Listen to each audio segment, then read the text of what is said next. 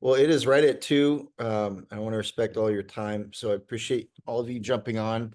I'm in my bedroom at home. Thursdays are supposedly like a study day, even though we had a funeral and a haircut and one meeting I had to go to that I really dreaded and I didn't want to go to with a member who I love to death, but just will not stop talking about nothing.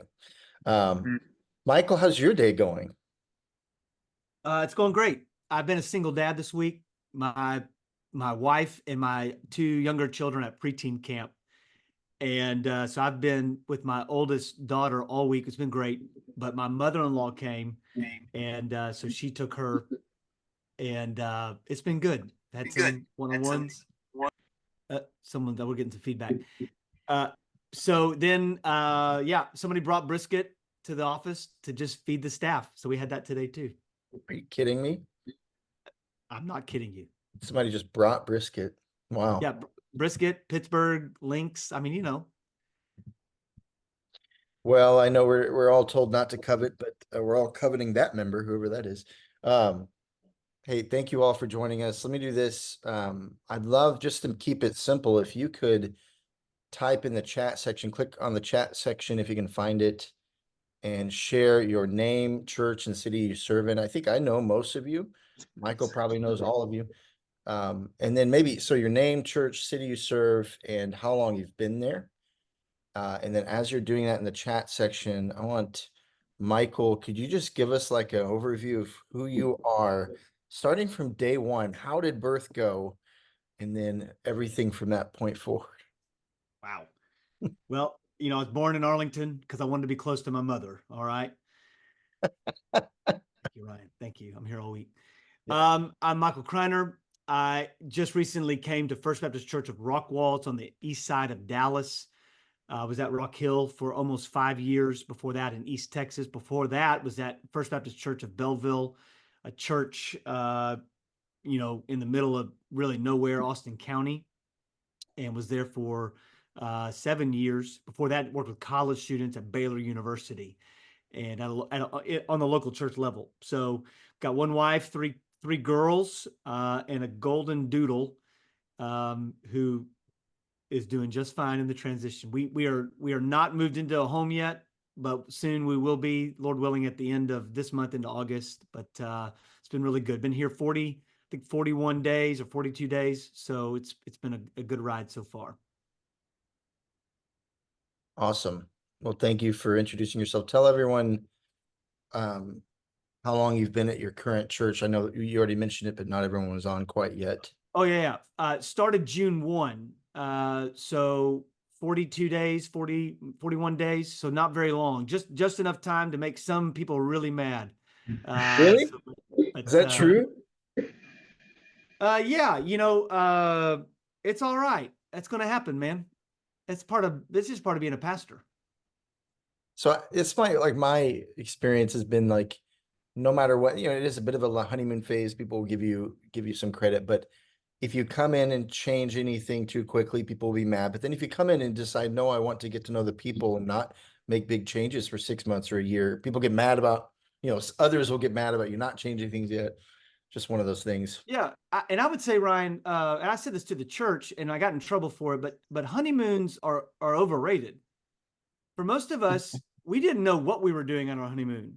Yeah. Like, we had some expectations on our honeymoon. We thought we knew what we were going to do with our wife on our honeymoon. We didn't know what we were doing, right? I mean, things didn't get good until maybe for some of you guys 2 to 3 years down the road. So Excuse me. well, so Speak for the way I yourself. look at it, is what you can do. What I try to do is over communicate what I was going to do for the first 6 months. So I Awesome. just kind of laid out. I developed this. It's really a 7 month plan, but I called it a 6 month plan because 6 months sounds better than seven. So I just said, hey, here's the next 6 months. I'm telling you everything I'm going to be doing so that there's no room for confusion, so that it's clear to you and clear to me. This is what I'm doing. So if you're wondering, well, is he going to move the pulpit? Yeah, I am, but it's going to happen in August. Well, is he going to be out of the pulpit? Yeah, I am. Here's when I'm going to be out. Is he going to go on vacation? Yes, I am. I'm going in July. So I tried to be really clear, and I did that with our staff first. I did that then with our deacons out of respect. And then I did that with all of our Sunday school teachers. And the feedback I've gotten is, okay, so I haven't gotten any of that, well, we're going to give him the benefit of the doubt. They're going, no, he's telling us what he's going to do. So there's nobody who's going to be surprised. So when I come up and I say, hey, we're going to have evangelism training in October, nobody's shocked by that. We've already talked about it. Hey, we're going to do door-to-door evangelism in October. Nobody's surprised by this. They already know about it. Did you So do I've that? tried to do that on the front end. Did you do that at Rock Hill too? So that's just a I normal. absolutely did not do that at Rock Hill, but I learned that I needed to do that. We So you gotta. got to I remember, just. five Go months ahead. into Rock Hill, we had COVID. Yeah. So there was nothing normal about that. I I just wrote down that we're gonna have a follow-up Zoom at some point in the next few months on year one at a church, because you've as a lead pastor, you were in Buda and then Chandler and then now. So you've done this in a few months. Once you hit 6 months, you'll have done this 3 times. You can tell us all, especially newer guys or people who are getting trained up. I know we have at least one or two who are not lead guys, but maybe looking to be lead guys, or residents who are studying to be lead pastors. That would actually be really awesome, Michael. If Yeah, you'd be willing to do that, I'll absolutely. schedule that. So a few things real quick. I wanted to go through who's in here so far. So we have Cy Casto. He's student outreach pastor at Parkway Hills Baptist Church in Plano, Texas. His pastor is Josh Allen, the Josh Allen. No, not that Josh Allen, but a better Josh Allen. He's not a football player. We have Robert Blackman, who's at Blue Grove Baptist Church in Blue Grove, Texas, south of Henrietta, over near my stomping grounds. He's been their lead pastor for 6 years. I had coffee with him at Target in Wichita Falls. I definitely thought we were going to an actual Starbucks when I told them we're going to meet at Starbucks. And then we ended up, right, Robert, we ended up walking into Target going, hello, nice to meet you. That was like a few months ago. It was great. Let's see. Don Guthrie, retired FBC San Antonio. He asked permission to be on this call, even though he's not quite a young pastor anymore, but because he knows Michael real well. And then we have Jonathan Brazell, Yorktown Baptist Church, Corpus Christi, Texas, who also makes fun of my haircut. He said I should get my money back. Great clips, man. Way to go. I'm happy for Great you. Clips. No, I used to go to Great Clips. He's been there 3 years in Corpus Christi with Chris Farrell, First Baptist Church Crane out near Midland, Odessa. Been there 3 years. Remember meeting you at a regional lunch not too long ago. Actually, two regional lunches. I think you went 2 years in a row. Jeff Mills, care pastor, Stonegate Church in Midlothian. Been there 6 years. It's just south of where I'm at. Jeffrey Davis, Mobberly Baptist Church in Marshall. Been there 8 years. We've clipped a few of his sermons for our Instagram page. Most of them were okay. I'm just kidding, Jeffrey. They were great sermons. Jonathan Brazell, I don't know how much you paid for that haircut, but you might want some money back. Sean Scuball, is that how you say it, Sean? Is it Scuball or Scuball? First one. I think on YouTube, it's Scooble. Scuball. So neither of the ones I said. Okay, Scuball. Lead pastor, FBC Ben Wheeler, 3 years next week at this church. Samuel Brown, just left being associate pastor at Pine Hill Baptist Church in Pine Hill, Texas. Was there for a year, now living in Fort Worth. Brad Mills, Central Baptist Church, Luling, Texas. Do you guys still have the biggest Buc-ee's in the world? Yes. Didn't they just build it too?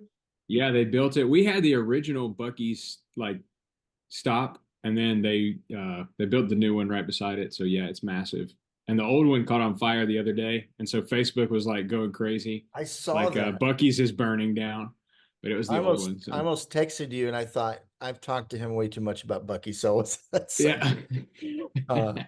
And then we got JP Black, first Rockwall, almost 2 years on staff as student minister, and he is a brand new boss. So maybe we can stay after with JP and tell him what he's really should be expecting in the next year or two with Michael. So some of you may know Michael, some of you, that was a joke. Some of you may know Michael, many of you may not. Again, he mentioned, I think all of you are in here already at this point, but he's at First Rockwall. I'm at Lamar Baptist in Arlington, been here 5 years, just over 5 years. And I help lead the Young Pastor Network of the SBTC, is one of the state conventions. And so it's a group of about 350 young pastors from all across Texas. Many of you are already at least somewhat connected to that group. And so this is something we're just trying. I really wanted to talk about it for selfish reasons, to learn from Michael. The because I'm not the most physically healthy, in shape kind of person.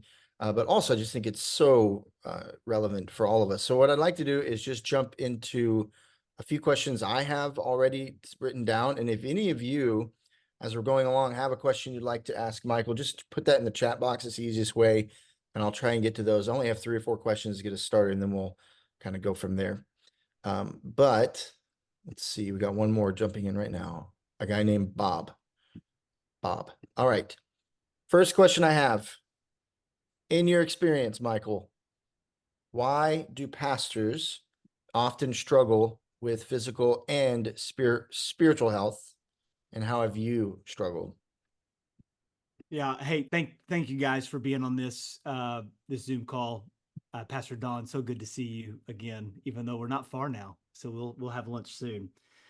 Listen, you guys know this, so I'm not the expert in this category by any stretch, but our battle is not against flesh and blood, it's in the spiritual realm. However, it's most often the effects of what happened in the spiritual realm are seen in our physical bodies. And most of us spend all of our day, or majority of our day, sitting down, looking at a screen, writing a sermon, or somewhere else drinking a coffee or tea or whatever is your thing. And we're sitting down, we're meeting with people. We have issues on our staff. Even if you're the only pastor on your staff, you got issues with your staff. You're meeting with people who are dealing with real issues emotionally, dark, deep wounds that they're processing, and they're coming to you to process those things, hoping that something in your conversation can fix whatever is going on in their life. And generally, I want to be careful. There's all kinds of solutions to that, but sometimes it's just straight up sin that they need to repent of, turn from their wicked ways, and trust more in the Lord. So you have that dumping on your lap, whatever that crisis is. You will then get in your vehicle, or like I did my first 7 years of ministry, walk across the street into a home where there's your wife and likely young children who are all going to beg for your emotional attention, your physical presence, and your spiritual, your heart. And you are so deplete of all of those areas, you don't engage, you get cranky, you get snappy, you're tired. All you really want to do is eat and go to bed. That's all you want to do. And so I think there's not just that, because you're going to go through the motions of that night. You get done bathing the kids, and then all you can think of is, man, Sunday's coming, and I don't have a message. I know what I'm preaching on. I know the text, but the outline doesn't make sense. The illustrations, the transitions. I got to make slides. I got to communicate that with my volunteers, and hopefully they'll get it done. So you start compounding all of that, and the last thing you really want to do is to work out. Like you're already maxed out. You're already taxed. Your body's taxed. And what happens in my experience, because I've struggled with this, is I then start. I assume I have the intention to do something physical that evening, but I just never actually get to it. So all of these things come at us. And so I think we struggle with it on one hand because we're fighting a spiritual battle that impacts us physically. Our jobs generally are sitting and then having all these things dumped on us, and we therefore then have no outlet to pour them into. And so I think we struggle with it. Honestly, I think we struggle with it because we lack a plan to attack it. You know, Boy Scouts have said, be prepared. I always be prepared. I don't think pastors need to be Boy Scouts, but I think we don't plan. And when you don't plan, you're not going to accomplish what you really want to do. So you got to build a plan. So for me, what's really helped me is planning out my day. Now, does that mean that there aren't interruptions? I think God brings me interruptions in my day to help me grow in Christ. But I make a plan for my day on 3 levels. One, on my physical level, this is what I want to accomplish physically this week. This is what I want to accomplish in my time with the Lord. This is what I'm going to be doing in my time with the Lord. This is what I'm going to accomplish when it comes to work related, but then this is what I'm going to want to accomplish with my family. So one of the things that's helped me, particularly with family, as I'm driving home, I'm visualizing the conversations I'm going to have with my kids. I'm visualizing and walking through what questions do I need to be asking. Like this week, having my oldest, I'm coming home and I'm thinking, what are the topics we're going to talk about tonight? What game are we going to play together? Otherwise, what's going to happen is if we don't plan, we're just going to sit and watch reels, or, we're just going to veg out, and neither one of us, that's not beneficial. So I hope I've answered the question that you've asked, but we're fighting a spiritual battle. It impacts us physically. We struggle with it because we don't plan to attack it. It just comes what may be. And we just kind of roll with the punches. But I'm telling you, for me, what's helped me is building a plan for these different areas. Like I just mentioned about the 6-month plan. I did that to communicate things to them, but I did that really for accountability for me. Mm. So I'm sitting down in my exec staff meeting and I'm going, hey, here's how we've accomplished this task. We did it. Here's how we accomplished this task that we said we were going to set out, that I said we were going to set out to do. Or here's where we didn't accomplish that. Why didn't we reach that? And so I can't do that if I don't have a plan. All right. So that's kind of an intro to all that, Ryan. So I think that's great. I don't think I've ever thought about being intentional in thinking through questions I'm going to ask with my kids, like even on the way home. Of course, I have like a 2-minute commute, but even that's 2 minutes. I can very easy to come up with a few questions. Wow. I don't think I've ever thought of that. Okay. For you in the past, maybe I know you work out, you're very healthy now. You haven't always been healthy in the same way. Did you ever see a connection between like the stress you experienced, especially with work, and the ebb and flow of physical health? Was there usually a connection, always a connection? How'd that work for you? Yeah, for me, when I was stressed, when I was doing collegiate ministry, I treated my stress with food. Like we never have to convince people to eat. They just do it. At least for me, I just would eat. And I remember there was a preacher who came in. We had a revival at our church when I was a college pastor, and was like, yeah, I work out. And he just started mocking me, like in a good, healthy, you're not working out. Like I see clearly, like you are not working out. Don't tell me, don't lie to yourself. And so I just began to observe men who are finishing well. So I'm less interested in the young guys who are the rock stars and starting out really well. I'm looking at the pastors who are finishing well, and a majority of them have developed some type of rhythm that helps them. Because what I do probably won't help you. It will probably hurt you. And what some of you do to help you relieve stress wouldn't help me. I was always taught if you work with your mind, you need to have a hobby that involves your hands. And if you work with your hands, your hobby needs to involve using your mind. So early in ministry, I thought, well, my hobby's reading. That's my hobby. Well, the problem with that is you're still not moving. I wasn't doing anything physical. And so I had to develop this understanding of what my body's needed, but also to find a way to track it. So some of us might think we're handling stress well, but there's other indicators that will tell us you're not handling stress well. So for me, having some tools that can help modulate if I'm stressed or not. For example, that might be taking your blood pressure on a regular basis. A blood pressure machine isn't expensive. You don't have to go to Eckerd or Walgreens and stick your arm through that thing at the grocery store and let it squeeze you to find out your blood. You can have one of those things that goes at home, and man, on the routine, on the regular, I'm just checking my blood pressure. Are things aligned? I've got some family history. So each one of our family's history is going to be a little bit different. So I've just found that the ebbs and flows of the season of ministry. So I know that August is just going to be intense. I've got to find an off ramp. So here's an example. I know August is going to be stressful. I really need to be in the pulpit all those Sundays, and I will be, except for one, the 1st of August, the 4th of August. September is a high time for the church, but I know in October there's this little thing called fall break. So strategically, I'm not going to preach in the pulpit, although I will be here, but I need to Letting take them a pause from preaching. So you're all going to have to figure out those rhythms. But I've always found when I was in my early days when I was stressed, I fixed it by eating. But now I relieve stress by doing something active. And that's really helped me in this whole, ever since I had my episode several years ago and even to now. Would you share, I think that was really helpful, what you just said. Would you share a little bit about, you said an episode, would you mind sharing about that? Yeah, so I'd been at Rock Hill. We had been there for 5 months. Of course, COVID hit.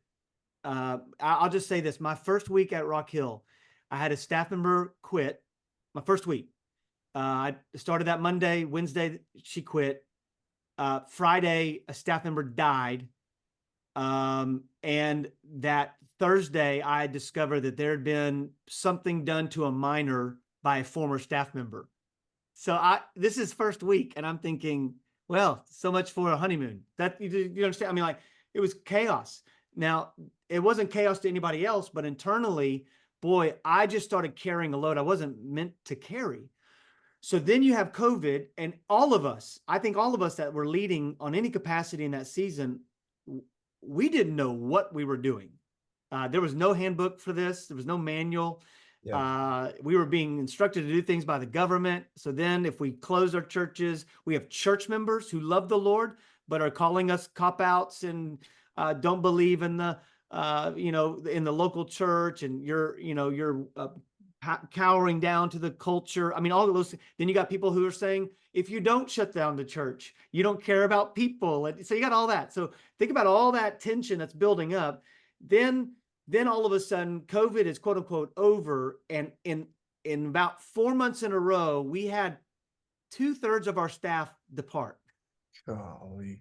So I'm sitting here going, Goodness. how are we going to make it? And at the same time, our family had been called, and I think it was all by God's design, to do foster care. And we had 2 little babies that matter very much to us in our home. But the trauma that they had experienced emotionally, compounded with COVID, compounded with all the shifts that were happening in the church, genuinely broke me down. And I think the Lord used this in a really powerful way in my life. I got Bell's palsy. So you look up what, when your face freezes on the left side, you look it up online. You're either having a stroke, you're pregnant, but either way, you need to go to the hospital. Well, I knew I wasn't pregnant. So I thought, well, man, I'm having a stroke. So I also was having these migraines in the back of my head. So they see the spot, they do CAT scan, they're finding these things out. They get me tied to a neurologist. I can't eat. And I mean, any fluids are just coming out. So that happened in February, and not this last February, but several years ago. And so the church gave me off 5 weeks to figure out what was going on. By the time I get to my neurologist appointment, because it takes time to get these set up, the spot in the back of my head was gone. I think in part because the church said, get well.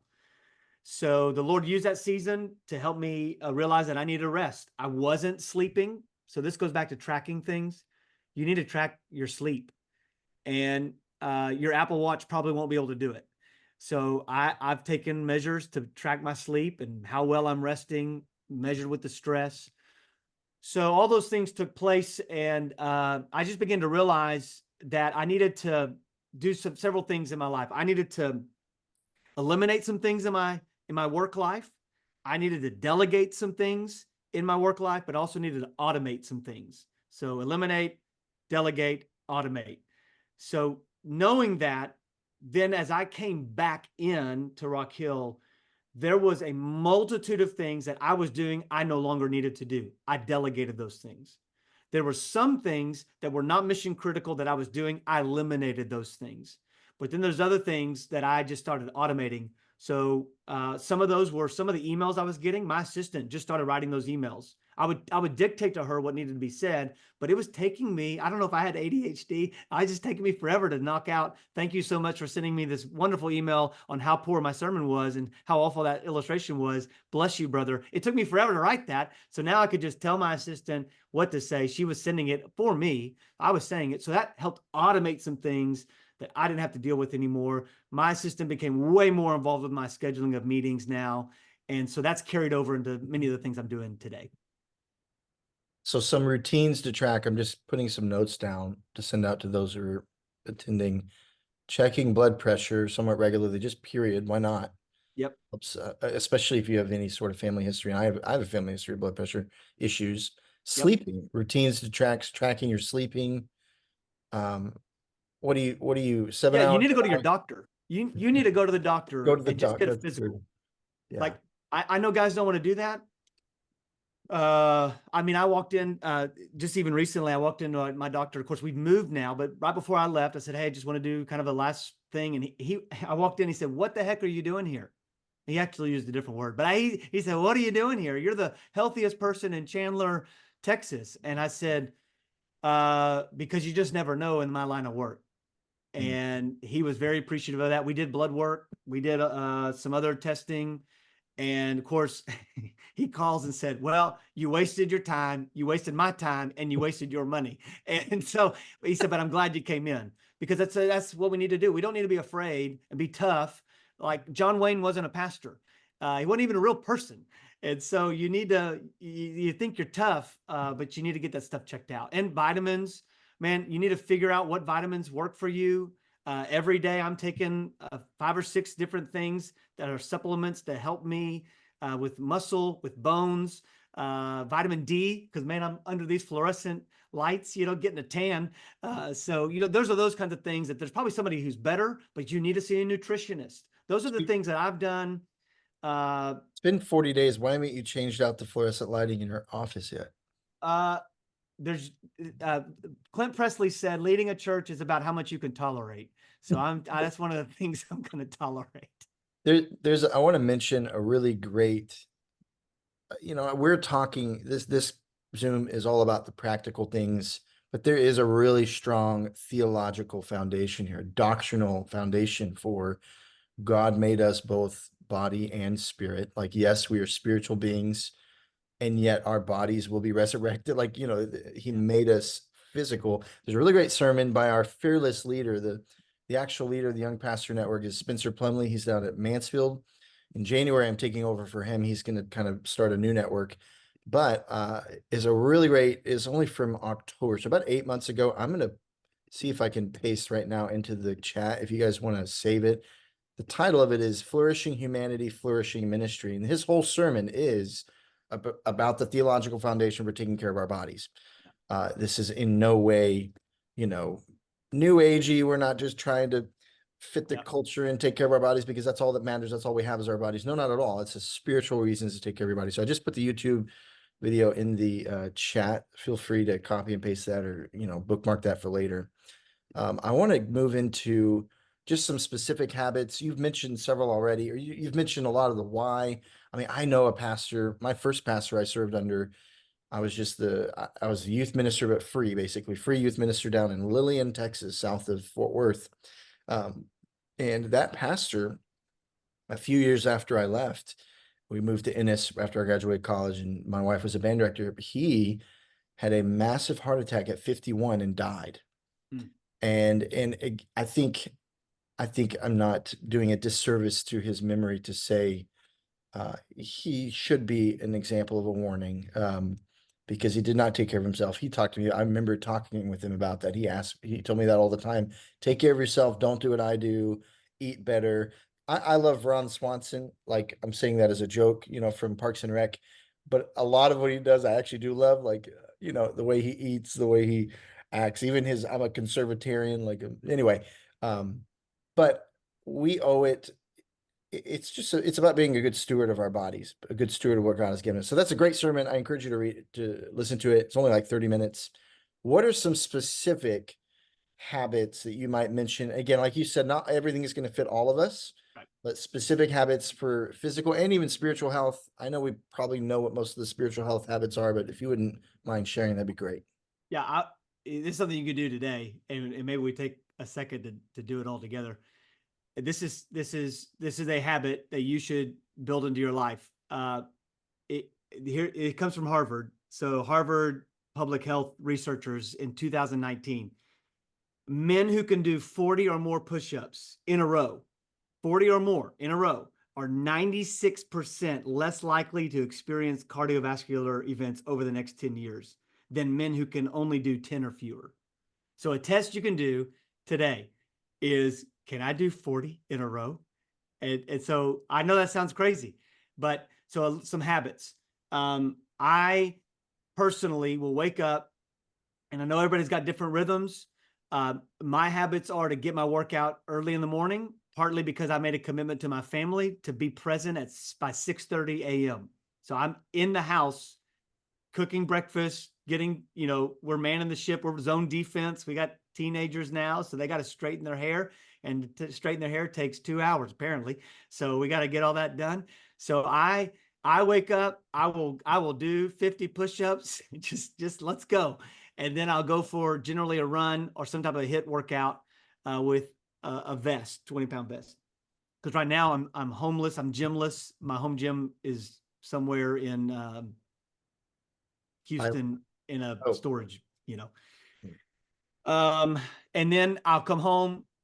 Kids will go off to school. I spend time with the Lord. That's where I'm doing my routine of that. And then I'm mindful of kind of my macro and calorie intake every day. So I'm just keeping track of that. What am I, one of the dangerous places for pastors is often lunch. But you can work through that. When you go out to eat with another pastor or a person, don't order the burger. Get a salad. You'll survive. You'll survive to dinner. You'll be amazed. I love drinking protein shakes.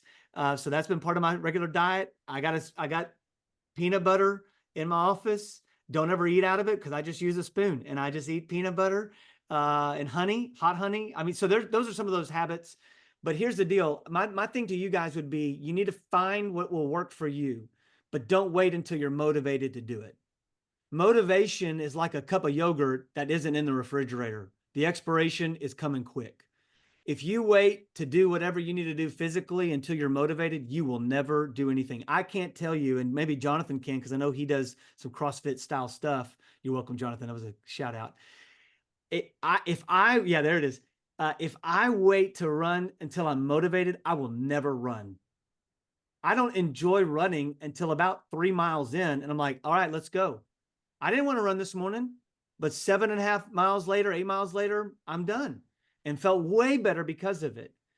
So too many of us will wait until we're motivated. And honestly, that's unreliable. Like, if it's the same with preaching. If you waited to be motivated to study for your sermon, you're going to be working really late on Saturday night. You'll have a Saturday night special. And so we know this. So for me, I do it early in the morning, get it out of the way, back home with the family, and engaged at that time. I don't know if that helps, but try to do 40 push-ups today after our call, and see if you could do it. Yeah, Ryan, can you do that? 40? Yeah. I could probably do like right at 40. Come on, let's go. Maybe 39. Yeah, I could. I did one. Aaron Scarborough just commented liar in the chat. Yeah, Ryan is lying. He commented twice now. Ryan is lying. No, I can't do 40. You ask me the next time I see you. Ask me in October at the cohort. Anyway, I think especially that last part, don't wait until you're motivated to start these habits. I think that's huge. Eating obviously is a huge part of this. They say as far as weight stuff goes, what is it? 80% is intake versus workout as far as consideration with what? Yeah. Something like that. I don't know. I'm writing on a few things I'm going to recap in just a minute before we close, but the last question I have, as far as pastors getting started, so you and what you just shared, just as an example for me, I'm like the opposite as far as timing goes during the day and whatnot. I wake up when a 3-year-old is in my face saying, "Daddy." That's my alarm clock each morning about 7. I sleep until the moment there's a kid in my face, but I stay up late. Not too late, but that's my time that I get to spend in the Word on my back Yeah. porch usually. Sometimes with a cigar. Let's not talk about cigars and their health risks, but God only bless once a week. Thank you. That actually is a question Aaron wanted me to ask is how do you feel about cigars and health? Anyway, um, but I guess the last question is how, if for pastors who are not doing really anything for exercise, any suggestions on how to get started other than just start slow? I guess that would be a good one, but you. Yeah. So I know there's somewhere along the line, some magic number of 10,000 steps, and you get some buzz on your watch, or, and that is helpful. If you're not doing that, just, start there. For me, I'm goal oriented and I'm reward oriented. So I'm going to set a goal. And if I meet that goal, I'll reward myself for meeting that goal. I know that sounds weird, but if I've set a goal for mileage in a month, let's say it's 200 miles to run this month, and I achieve it, well, my reward might be that I'm going to go to Brahms and get me an ice cream and with a waffle cone. I mean, go all out. And is that silly? 100% it's silly. But we do it at Awana, and you do it at RAs or GAs or whatever. You give them rewards for memorizing verses. So I'm wired that way. And if I don't do it, I don't get that because I didn't achieve the goal that I had. So I would just, for you to start small. It may be something you do with your wife. My wife mentioned to me before she went to camp, she wants to get into doing uh, not the ultra marathons, but she wants to do trail hiking, which is kind of a category within these ultra marathons. And I'm like, well, let's do it. So we're choosing in the evening. We're going on walks together. That's helping build some of that with my wife. So it's time that I'm spending with my wife, asking her detailed questions, but it's also physical, something we're able to do together. So it'll be a variety of things, but some guys are really into lifting. Some guys are not. What I would say is figure out what's going to be a challenge for you, and then set a goal, and then set a reward with it. It could be a pair of shoes or a watch or a new kettlebell. I don't know, whatever. Sometimes it's a book. I'll go get that book, or I'm going to buy that ink pen, that fountain pen that I really wanted. So that's just how I'm wired. I know that's weird, but for one race, my reward was to get Wingstop. I know that's weird, but if I finished the race, I was going to get Wingstop because Wingstop is really not good for you 7 days, really anytime. But I ate it and regretted it afterward because it was so painful. But does that make sense, Ryan? So I yeah, think you got to figure out what can you do. Start doing something. Maybe it's 10,000 steps, or maybe it's yeah, 15,000 steps, which is about 4 miles, maybe running. But start there. yeah. Maybe it's going to bed earlier. Like if you're feeling lethargic at the midway point of the day, maybe you're not getting enough rest. But how do you even know that? Are you even tracking it? So that's kind of how I begin to think of, well, where am I really actually at? And that may start. I'm going to set an appointment to go to the doctor and just figure out, man, am I overweight? Am I right in line with my weight? Are there things that I could do to help reduce that? What are my snacks like in my office? Is it only Oreos, or is there protein shake? Is there nutritional value in what I'm eating, that kind of thing. So it may be coffee intake. You may be drinking too much coffee. It does have a negative impact, like a negative impact as everybody takes their coffee and drinks. So it may be too much. So but you can't know that unless you get the data from a physician. So that would be my encouragement. That would be a first step. I really appreciate that. I think what you mentioned, just being practical, like don't like for running, you said 200 miles a month. Like I would rather punch myself in the face than run. I just hate it, which is ironic because I used to run cross country in high school and I was a short guy, so I never did well, but I try really hard and do well. I beat all the other short guys on the field. Anyway, um, I hate running, but what I've found, like on Amazon, I bought like I think I spent $150 on a rowing machine. Yeah. $150. That's it. We'll see how long it lasts, but it's enjoyable. I can listen to sermons. I enjoy it. It's not, something I absolutely hate. So I think being practical, figuring out small things you can do and doing it consistently. That's what Jonathan mentioned in the chat. He said, tag on, getting on a regiment program helps tremendously. So Yeah. again, I'm not one that any of you should follow. You should all follow Michael and Jonathan. You should follow his Facebook. But the one thing I do know is start small and then do it consistently and then add to that. Don't Listen, know, listen, some of you guys need other men to work out with. Then you need to go find that. And it might cost at a gym. That's totally fine. The way I'm wired, I'm with people so much, and I don't want to be with anybody. And I love people, but I need that time. I pray, I process sermons. There's sometimes as I'm running, I'm thinking through the sermon, and all of a sudden it just clicks.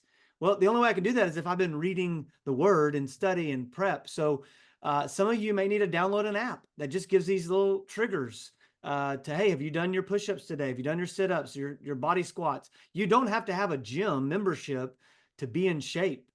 You can do all of this stuff at your house.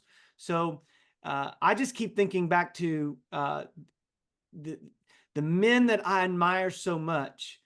They were taking care of those things. Now you need to know, man, the pastor that I love was the most in shape pastor I've ever seen in his 60s. It was Mike Toby. And Mike Toby, about a month and a half after we had left to go be a senior pastor, Mike got a brain tumor, the same cancer that Matt Chandler had. So if y'all remember Matt Chandler, when he had that cancer, they had the same exact cancer. And in a month, Mike Toby was gone. golly. Now this guy, stair stepper, hour with a rucksack every day. He was legit, 60-year-old. But the Lord's timing. So, well, did he waste his life? No, because he modeled for us faithfulness in his health, faithfulness in his marriage, faithfulness in his ministry. And I just want to challenge us to do the same. We need to be models of that. Now, you can get out of hand, and we all know what that looks like. So don't be that guy, and that's all your people know about. But you need to be engaged with your health. You really do. Quick recap. Plan out your day. That doesn't mean there aren't interruptions, but make a plan, physical, spiritual, work, family. Look to the pastors finishing well, not just young. I thought that was really good. Not just the young guys that are 5 to 10 years ahead of you, but look to the guys who are finishing 30, 40, 50 years of ministry and imitate that. Routines to track, checking blood pressure, sleeping, going to the doctor, vitamins, exercise, etc. You said things to do: eliminate, delegate, and automate. I thought that was cool. Eliminate, delegate, and automate. And then don't wait until you're motivated to start these habits. We've all said in a sermon recently, we've all got to bash the old mantra of following your heart and say, no, we shouldn't follow our hearts because the heart is deceitful above all else. We've all said that at least once in a sermon recently, which is great. I think the same is true for our physical health. Don't follow your heart. Don't wait till you want to remotivate. That's great. Where to start? 10,000 steps might be a great spot, but or you can be like Michael, be goal-oriented, reward-oriented. I don't know about an ice cream with a cone from Brahms, but whatever. I want a bigger reward than that. Thank you. Maybe finding something to do with your wife or finding other men to work out with, or not.